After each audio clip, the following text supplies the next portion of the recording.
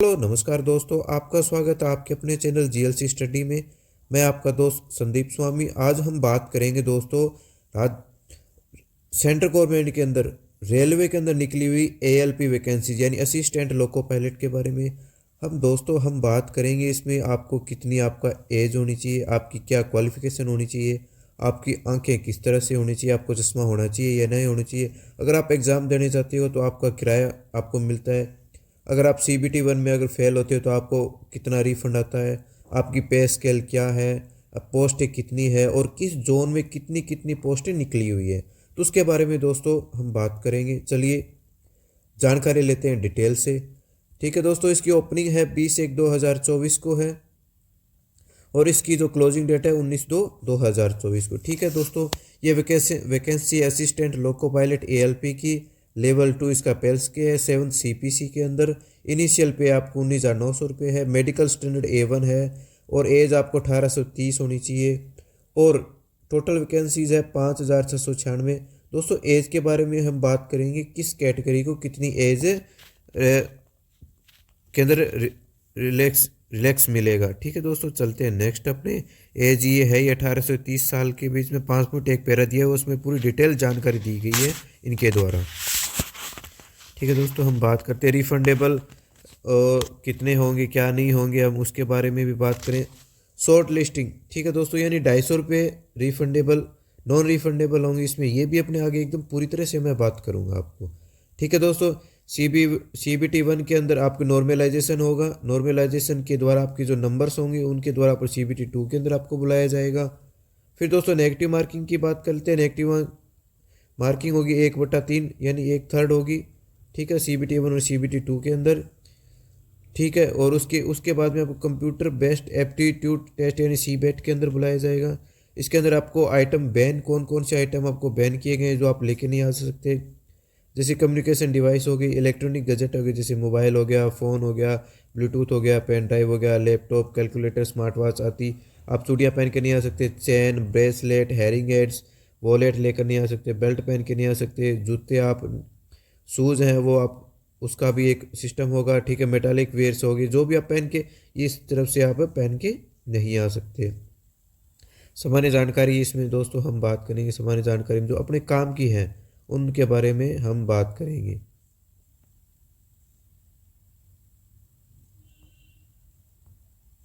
Posting के बारे में दिया गया है, अभी हम कहीं से भी आपकी पोस्टिंग आपको जोन वाइज के बाद में 5 से 10 साल के बाद में आपकी सर्विस को चेंज कर सकते हैं। फ्री ट्रेन ट्रेवल फैसिलिटी होगी, सिर्फ ओनली SC और ST कैंडिडेट के लिए होगी। ठीक है दोस्तों, SC और ST कैंडिडेट है वो अपना एडमिट कार्ड दिखाकर ट्रेन में फ्री ट्रेवलिंग कर सकते हैं। ठीक है, चलते हैं नेक्स्ट। अगर हमें और जानकारी चाहिए तो इनकी ईमेल आईडी भी यहाँ पे दी होगी और फ़ोन नंबर इन पर आप अपने कॉन्टैक्ट करके इसमें हम जानकारी ले सकते हैं अदर्स। अब अपने बात करते हैं फिजिकल स्टैंडर्ड के बारे में। मेडिकल स्टैंडर्ड इसका A1 होना चाहिए। Physical fit in the all respect के अंदर होनी चाहिए। ठीक है, इनका जो आंखों का विजन है 6x6 होना चाहिए। ठीक है, विदाउट ग्लास यानी आपको ग्लास नहीं लगे होने चाहिए। ठीक है, विद फॉगिंग टेस्ट के अंदर, और नियर विजन भी 0.6 होना चाहिए विदाउट ग्लास के। और इनका जो टेस्ट हो कलर विजन का हो गया, बिन कलर विजन हो गया, फील्ड विजन हो गया, यानी इनमें भी आप एकदम परफेक्ट होनी चाहिए। ठीक है, और लेजिक सर्जरी इनके नहीं अलाउ नहीं होगी। ठीक है, और ये सिटीजनशिप नेशनलिटी है वो है इंडिया, कौना, नेपाल, भूटान, इस तरह से आप कहाँ से, तिब्बत रिफ्यूजी हैं या क्या हैं उनके बारे में। एज लिमिट होगी 18 से 30 साल तक। ठीक है दोस्तों, इसमें मैं आपको बता देता हूँ SC ST कैंडिडेट है उनको 5 साल का रिलीफ मिलेगा और जो OBC नॉन क्रीमिलियर है उनको 3 साल का मिलेगा। ठीक है, इनमें जैसे एक्स सर्विसमैन है 3 साल की, EWS और जनरल वाले हैं, OBC नॉन क्रीमिलियर उनकी 6 साल की, और जो SC ST से उनको 8 साल की, जो एक्स सर्विसमैन है उनको छूट दी जाएगी। ठीक है, ग्रुप C और D के अंदर इस तरह से इनको 40 साल तक होनी चाहिए, OBC 43 होनी चाहिए, SC ST 45 होनी चाहिए। ठीक है दोस्तों, इसके बाद में जो विधवा हैं उनको, जो EWS और जो है अपने जनरल है उनको 35 साल की होनी चाहिए, OBC नॉन क्रिमिनल 38 और SC ST 40 होना चाहिए। ठीक है दोस्तों, और उसके बाद में हम बात करते हैं ये डेट ऑफ बर्थ की। 1830 जो ग्रुप है वो 18 से 30 का जो ग्रुप है एज ग्रुप है उनमें जनरल और ईडब्ल्यू की 2794 वो से पहले का नहीं होना चाहिए। ठीक है दोस्तों। नॉन क्रिमिनल 91 हो गया, SC ST हो गया 89 हो गया। ठीक है। ऑल कैंडिडेट होने हैं वो 1/7/2006 के बाद उनका DOB नहीं होना चाहिए। ठीक है दोस्तों। अब क्वालिफिकेशन के एसेंशियल क्वालिफिकेशन के अंदर आते हैं। ठीक है। इसमें कैंडिडेट को एजुकेशनल टेक्निकल क्वालिफिकेशन होनी चाहिए। इसके बारे में अपने आगे जानकारी करी। अब फीस के बारे में दोस्तों ऑल कैंडिडेट के लिए 500 रखी गई, जो फर्स्ट स्टेज के लिए होगी, CBT फर्स्ट के लिए होगी। और अगर आप CBT 1 में अगर क्वालिफाई नहीं होते हैं तो आपको 400 रुपये रिफंडेबल होगा। ठीक है। जो आपकी बैंक डिटेल वगैरह आपको इसमें फिल करवाई जाएगी। और बात करते हैं SC ST ex serviceman female transgender इनकी होगी 250 रुपये फीस। ठीक है। CBT 1 के लिए चलते हैं नेक्स्ट के बाद में पेमेंट, यानी आप पेमेंट करना है वो अपने ऑनलाइन जो फॉर्म फिल करेंगे ऑनलाइन होगा। और इनमें आपको बैंक डिटेल भी भरवाई जाएगी, बैंक डिटेल भरवाई जाएगी ताकि आप इनमें से आपको रिफंड होगा वो उनके अंदर आ जाएगा। ठीक है। EBC यानी इकोनॉमिकल बैकवर्ड क्लास है, उनको 50 रुपये उनकी कम होनी चाहिए इनके, उनकी डिटेल है दी गई। BPL के बारे में भी डिटेल दी गई है।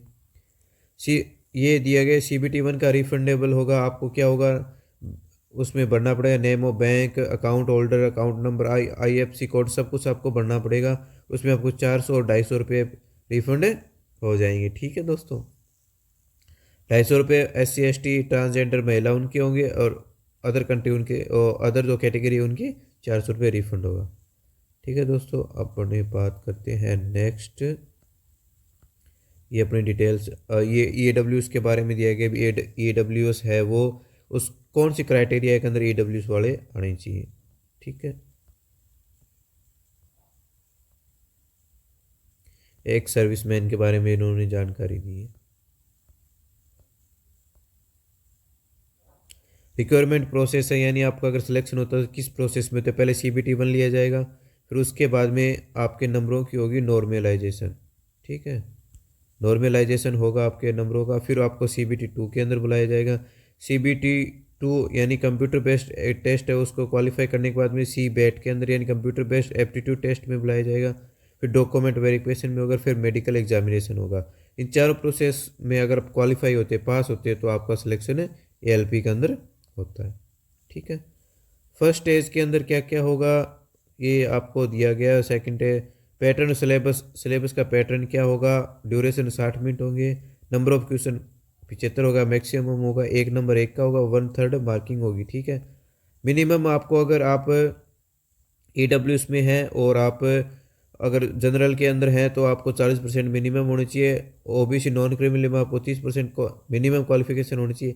SC को 30 और ST को 25% मिनिमम आपको क्वालिफिकेशन होनी चाहिए।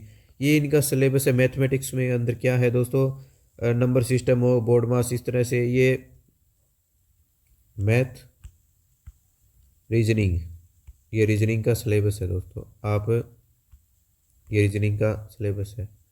ठीक है। जनरल साइंस के अंदर क्या क्या आएगा। ठीक है। फिजिक्स, केमिस्ट्री और लाइफ साइंस। और जनरल अवेयरनेस यानी GK के अंदर, GS के अंदर क्या क्या है, GS के अंदर ये दोनों, और GK के अंदर मैं बात करूँगा।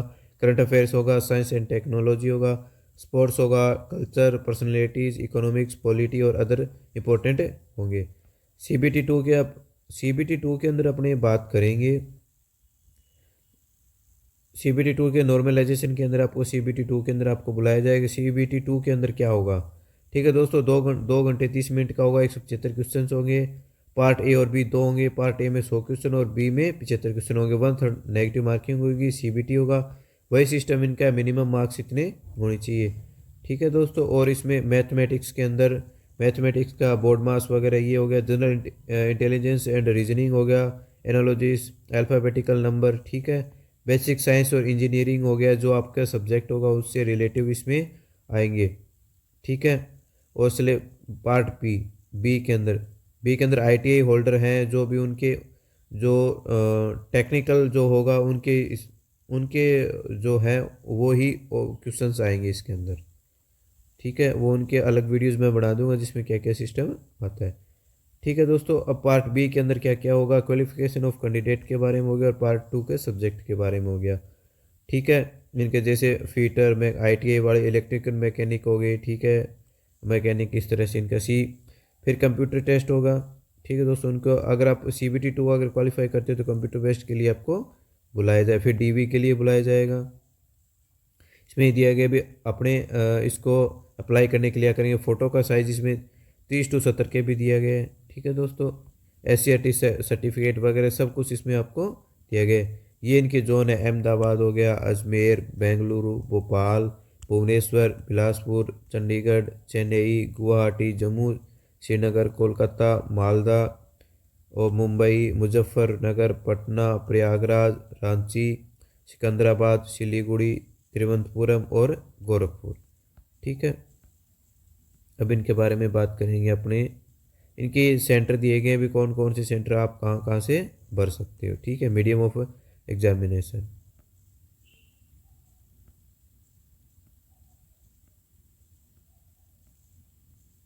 बात करते हैं नेक्स्ट।